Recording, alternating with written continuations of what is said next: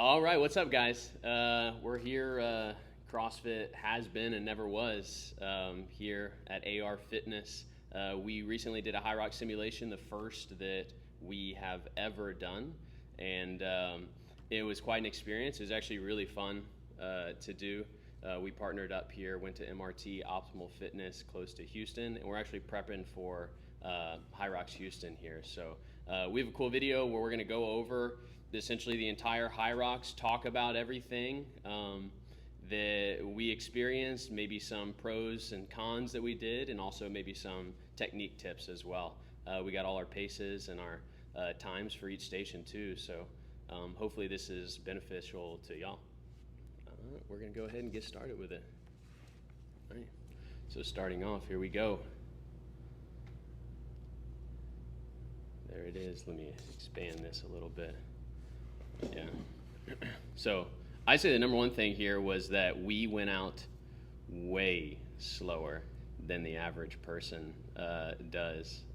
We were just talking about this. The average pace was 346, 347 for the average male in their first 1K. And I think in normal Hyrox, the 1K is even a little longer for your first one because you're starting at a different location than normal. So it was actually kind of strategic on our part to slow us down. That was probably just my doing though, since Alex is faster.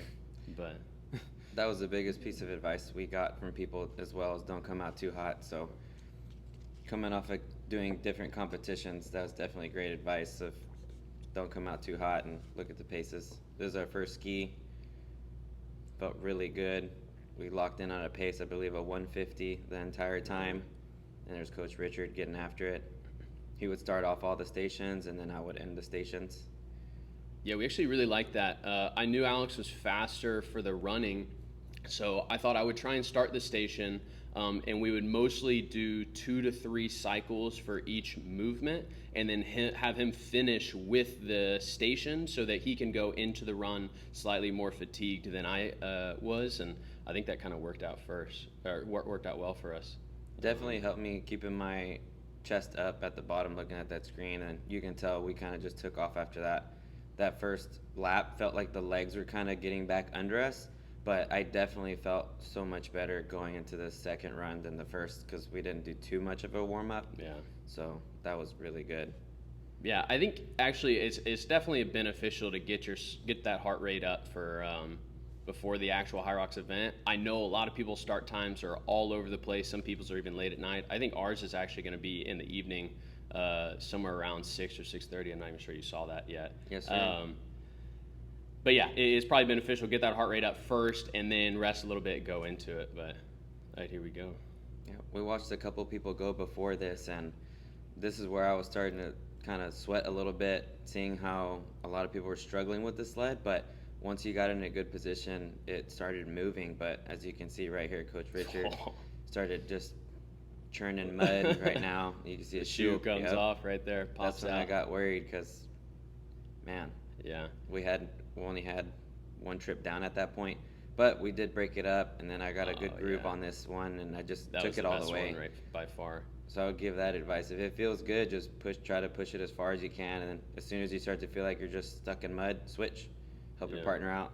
I think the big difference too between what you did and what I did, and I think I eventually did, was that your hips stayed down. When I was watching myself during that one that my shoe came off, my hips shot up. Yeah. So like in football, low man wins. Yeah. Yeah, we actually kind of walked. Our legs were killing us. We literally on the run, we said that felt like a 5-rep max front squat. Yes. So we actually walked a little bit just to get outside. There's a big note here, this is a Hyrox simulation. We don't have the rock zone per normal, so our transitions are definitely quicker. Our overall time is probably going to change a little bit because of that, but walked there and then pretty much went right to that run. Let's see, that was definitely our slowest run. Yep. But yeah, we're about 10, 15 seconds slower. Yeah. Yeah, actually even a little more. So that run was actually 5:36 was our slowest. But we got a really good groove on this one. Yeah, this felt way better than we thought it was going to. We had really only done some, we call them hand over hand sled drags leading up to this in our gym, where it's just upper body because we train lower body a lot throughout the week. So we're trying not to do a ton of strength training and then also doing a ton of leg conditioning too. But actually felt really good going into it, and then our pace was faster on this one for sure. There's that fourth run. You see me throw the 4 up. Yeah. It felt good. Nice little 3 laps. I think that's pretty similar to what we're going to do at the Hyrox, so that's fun.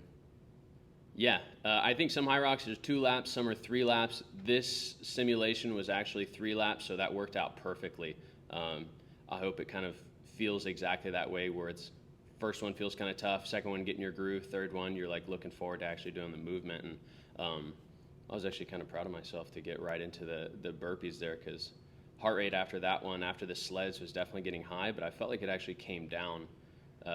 This little burpee to the row was actually kind of like the easiest part outside of the ski. It was kind of the easiest part of the workout here. Like you could actually get your pace back. And now you see it's actually stepping up. I know guys like to switch between stepping up and then popping up, but I just felt comfortable to just step up every time and then get a nice long jump. And we were getting over a meter, honestly. Yeah, definitely with the concrete as well. I was kind of worried. Hands are going to get scuffed up, so step, come up, just jump far. That's what I was thinking on that. It felt really, really comfortable. Way better than a bar-facing burpee. I mean, we're so used to doing burpees as CrossFitters that I think we're also just used to being uncomfortable doing burpees. So getting right to it, and then actually we're probably pretty fast on that. I feel like we were for sure. Yeah. Let's see, for this run, we were a little bit slower. I'll give all our paces for the runs real quick. So we were 5:24 for that very first run, 5:18 for the second, post-sled push, 5:36, post-sled pull, 5:27, post-burpees, 5:30. And it wasn't like the legs were burning. That was one where it was like the lungs were burning. But it actually still felt pretty cool. I think we just did a really good job of staying chill. And then this is where I was like, okay, I can catch my breath. Right. You actually get a good break here. We just did 250 meters at a time. I mean, I know some people like to maybe transition a little less, a little more. I think 250 is about right. It was good, and we wanted some kick. So I felt like the last 3 runs, that's where we could really kick it in, and we ended up kicking it in on the last 2, and that felt really good. Yeah, you were running pretty fast. I think I still kept about a 150. You were like 148 for the row. I had a little bit and more then I rest told too. you, but I told you also to slow it down the last 100 just so that we can actually get into this run. And maybe this is even where we could have started picking it up a little bit. We were still consistent for this run. We were at 5:27. So I mean that's like we probably held like an 8:30, 8:25 pace on average throughout. So this is where we were starting like, hey, I think we can get this under an hour. And I got excited when we saw that, because like, okay, I was expecting to be hurting a lot more with the runs, and this little farmer carry, it did not feel bad at all. It just kept a nice smooth, and even during the Hyrox, it's going to be a little bit easier in terms of you're just literally going in a straight the whole time. So there's less transition with that, and it's easier transitions. Guy comes behind you and just picks it up. So we could probably shed some time on there as well. This is like a 5 times down and back that we had to do for, it's 200 meters normally, but this pace was perfect. This was good. Yeah, actually, one of the things that I think we're just so used to doing some strongman stuff is when we walk with those farmers carry, I see a ton of people try and like kind of jog with it, and you want to go fast with it, but it's kind of nice if you actually think about keeping your steps choppy and faster so that you're not shrugging up and down while you do it. I think we kind of did a good job of that too, where just efficiency. Like that's what I kind of love about Hyrox is every little thing, and it just reminds me of all the events and competitions that we've done with CrossFit where all the little stuff starts to matter, and something like that matters, So that run was good, 5:06. So we definitely, and I think that's where Alex actually said, like, hey, let's pick up the pace right here because we were feeling good. And that's the benefit of going slow in the beginning, is actually feeling good by the end of the workout. And you actually killed those. I was kind of pacing myself a little bit, but I was worried they were going to feel a lot worse, but as soon as I got down on that first one, I was like, oh, okay, we're good. Yeah. We do a lot of split squats, so definitely had the legs. Lunges.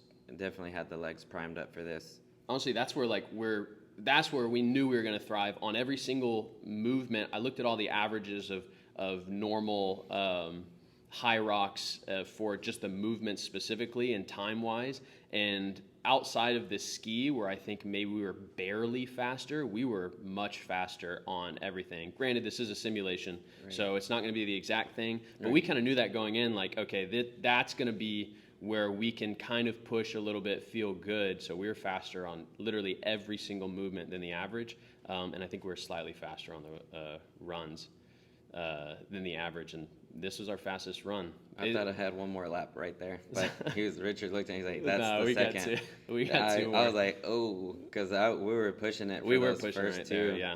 And this was our fastest split. Yeah, we were 4:57 for the actual run right here, so finally hitting that sub 8 mile pace. These wall balls. So honestly, I thought it was going to be worse. Now my quads were getting beat up. I mean, by this point, all the sleds, the burpees, your quads were feeling it. But I mean, I think this is a testament to the workouts that we've been doing here at AR, and 100%. All the leg training that we've been doing, all the squats. We've been doing biker squats too. Those helped also. I had a really good bounce out of the bottom, and I thought my hips were going to feel a lot tighter. But I mean, you could see Richard had a real good bounce too. Just get that nice little rebound effect. Just go right back into it. Yeah. And we broke up, I believe it was 15, or what was it, 15s and then 20s, or what did we do? Yeah, I think we did I did 15, you did 15, 15, 15, 20, 20. Yeah.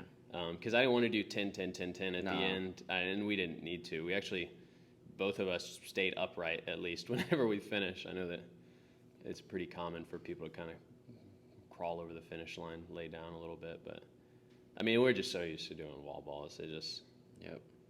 That's the benefit of having done CrossFit. It's really a CrossFit background rather than running. Keeping that chest upright, that helps you breathe a little bit better when you're doing the wall balls instead of dropping your shoulders too much. A little thumbs up, felt great. Stay Hour efficient. 6. So yeah, really I think we got a that. little interview here. Let's see if we can actually listen to it. It's okay, we'll just let it play here for a second. I think I said the wall balls weren't too bad, but we're definitely gonna do more sleds because how high the heart rate got up after the sled. Yeah. Man, and that was it. So overall, our official time was 1:06:22. Now, I know we said this already, but we didn't do, we don't have the rock zone when we're doing this simulation here. And maybe the sleds aren't exactly right. Not going to feel the same on the turf versus the carpet, and the burpees on the pavement, maybe it's going to be easier. There's a lot of different things that are going to change. But overall, I mean, all the distances were correct. I had my Garmin on the whole time. That was what was keeping our pace so steady throughout. And so I knew it was at least the right distances there. So, I mean, overall, I felt like this was pretty accurate to what is going to happen for game day. So, Shout out Optimal Fitness. They did a really good job. We didn't have any issues running into anybody on any of it, and it was ran really, really smoothly. They even let us have our water out there, so that was kind of nice because we needed it. The weather was perfect too, so we're hoping game day hopefully get under an hour. That would be awesome. So we're about a month away now, so we'll small tweaks and kind of see, probably maybe push the last couple runs, the last half, start off exactly where we're at for the first 4, and then maybe try to go for that sub 5 in those last couple and go from there. So we'll see. I think we'll do a really good job of keeping the rock zone time short, because even here, outside of just after the sled push, we were really fast in the transition straight into the run. We've just been competing for a long time now, so we're just kind of used to doing that. I will say I don't think you're allowed any sort of nutrition. People can't hand you anything while you're actually doing the Hyrox. One of the things that I personally liked doing is I actually had some Gatorade powder, some carb powder that I was having beforehand, and then when we got to the row, knowing that I was going to get a bigger rest than I had been, I actually drank a little bit there too, and I felt like that actually helped. And then actually definitely had some carbs the night before. I probably had an extra 100 to 150 grams of carbs the night before, just to make sure that I was ready ready for this hour kicking. Oh yeah, I was pretty similar to the same for the night before, and then day of had 80 grams of carbs in my breakfast, and then I did 50 grams of carbs in Gatorade powder, and I did that about 20 minutes out. I probably could have done 30, 40 minutes out just because I felt like I was almost waterlogged. But so that's probably something I'll end up doing. Same breakfast, do the Gatorade powder a little bit more ahead of time, and then just make sure you're hydrating. It's inside, so it shouldn't be too tough, but you're still gonna be sweating a lot more than you think you are, because I was definitely a lot more sweaty than I thought I was gonna be, and it was really cool weather, so Yeah. It's a nice 50. it was good. No, It was really good. quads were the worst. The quads were the That worst. was about Yeah. it. Other than that, Yeah, we were that's ready actually to the go. things that I love about Hyrox, though, is that it actually didn't feel like you were absolutely dead post event. That we felt like, okay, actually, I took a rest day after. Alex said that he 100%. could do another Hyrox the day after. I don't know about that, but that's That probably was a 'cause he margarita faster. talking. Yeah, biggest things: slow down your runs to start. My gosh, slow down your runs. Yes. Make sure that the faster, if you're doing duos, make sure that the faster guy is running at the pace of the slower guy. Yes. Alex did a good job of that. I kind of made sure that he was slowing down for me for a few of them, and then push when you know that you're gonna, this is a good station for you. We knew that we were fast on the ski and on the row, comparative to most people, holding 148, 150. I mean, Yep. yeah, and that was pretty comfortable too. So. Oh yeah. Yeah, hope this video helps y'all to tackle either y'all's first or 10th Hyrox. I know some of y'all are Hyrox fiends, so this is just, like I said, this is a has been and never was of CrossFit, and we're happy to tackle the one here upcoming in March in Houston. So, Yep. See y'all in Houston. I see y'all in Houston, guys.